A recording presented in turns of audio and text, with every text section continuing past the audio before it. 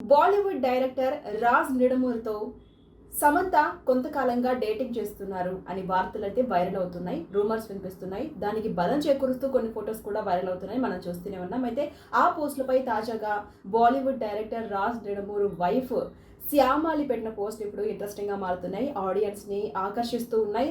అయితే ఆమె రీసెంట్గా ఒక పోస్ట్ పెట్టింది. ఆ పోస్ట్ ఇప్పుడు వైరల్ అవుతోంది. ఇంతకీ ఆ పోస్ట్లో ఏముంది అని అంటే, శ్యామాలి నమ్మకం గురించి మాట్లాడడం ఇప్పుడు చర్చనీయాంశంగా మారింది. నమ్మకం అనేది అన్నింటికంటే విలువైంది. ఒకసారి దాన్ని కోల్పోతే ఎన్ని ఆస్తులు పెట్టినా తిరిగి పొందలేము అనే ఒక సందేశాన్ని ఇన్స్టాగ్రామ్ స్టోరీలో పోస్ట్ చేశారు. అయితే అది ఇప్పుడు వైరల్ అవుతోంది.